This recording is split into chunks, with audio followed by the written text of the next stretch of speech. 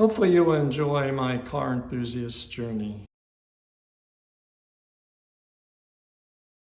To begin with, you have to ask yourself, how do you become someone that just loves cars? And my beginning has to be with my parents. During World War II, both my mother and my father worked at the GM manufacturing plant in Linden, New Jersey. And during that time, they built the Wildcat.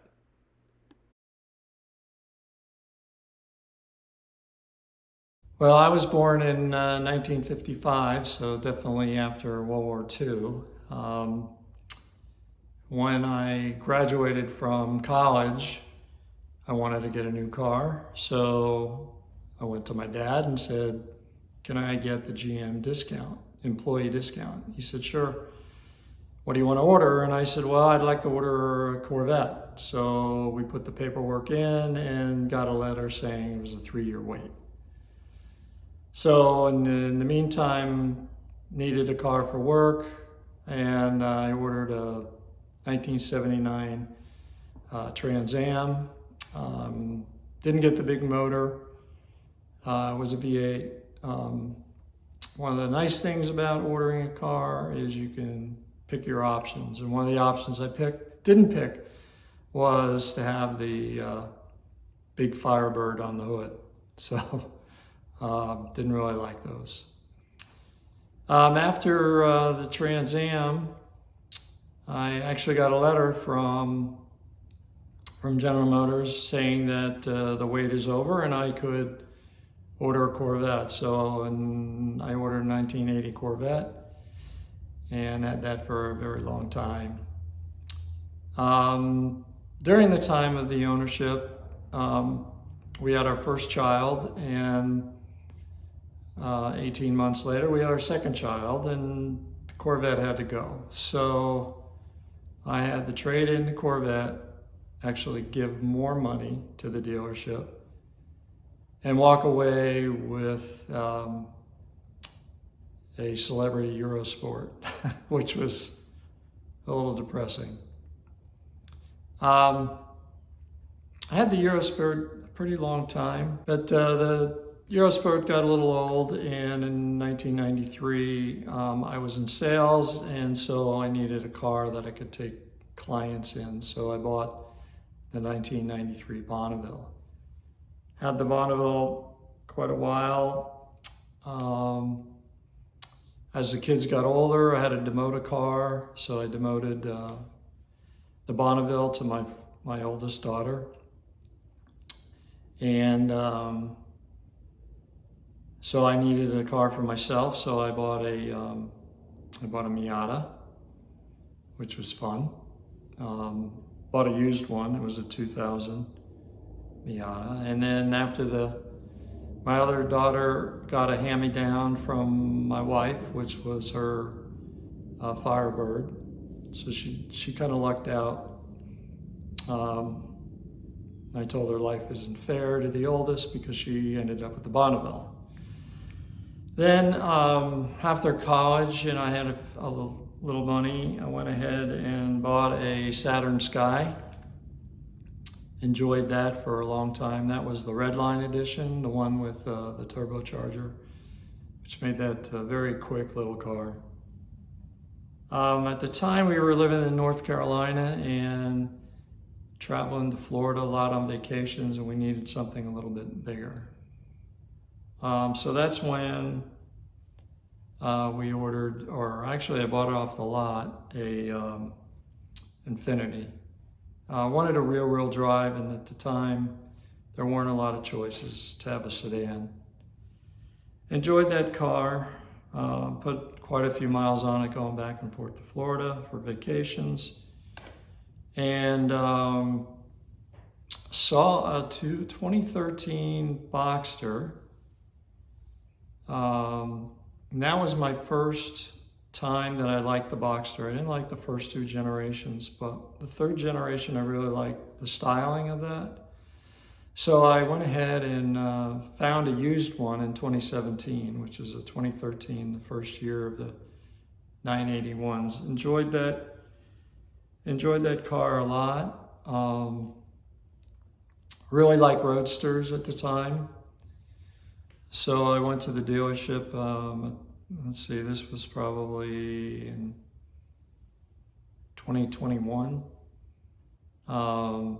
I asked for an allocation for the brand new GTS 4.0 naturally aspirated Boxster, but they didn't have an allocation for me. A couple of months later, they called me and said, would you like to have an allocation for the 25th anniversary? Didn't really like the gold wheels that you had to get on that car. Then they offered me, a Spider. And that was just a little bit too much more money that I didn't want to spend. So I went ahead and ordered finally got a phone call a few months later for the GTS and went ahead and ordered that.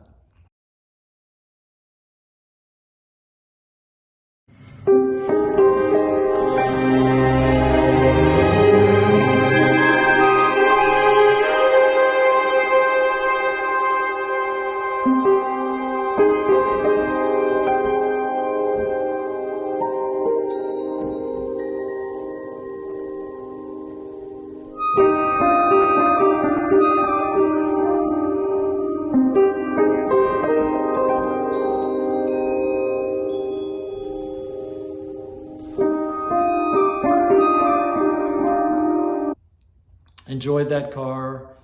Unfortunately, that car got sideswiped on I-95, which kind of takes a little sting out of the car. I was able to get diminished value for the car, so that took a little bit of the sting out. But we go to a lot of Treffin events, and we always take our dog, or try to take our dog, to either the parade or Treffin with Porsche Club of America. And we had a Sheltie, and the Sheltie always stayed in the footwell. Well, that dog passed away, and we got a rough collie, which is 40 pounds. So we needed a little bit bigger car. We had a Macan, but we just didn't like going to the Porsche events in the Macan, even though the dog would fit better. So I called Porsche and asked for an allocation for something with a back seat, which wasn't going to do a Panamera. So asked for a 911 Carrera allocation, and they said 2-year wait. So there's not much you can do when you can't get an allocation. So I was getting an oil change on the Boxster one day, a few months later, and saw a used 21 911, went ahead and purchased that, and told my salesperson, keep me on the list for a new one.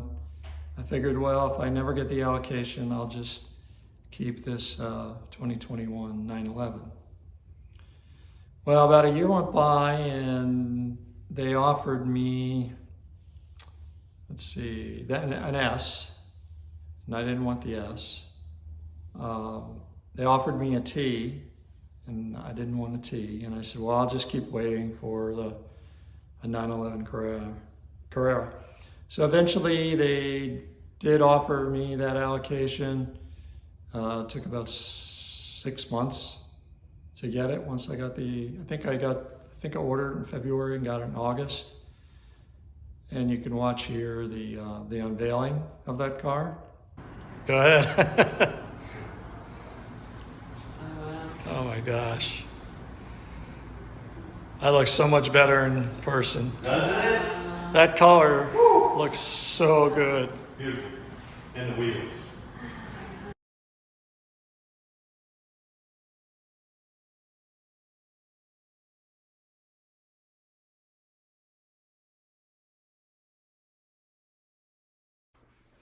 "95% of you watch these videos but don't subscribe, so please do. Thank you."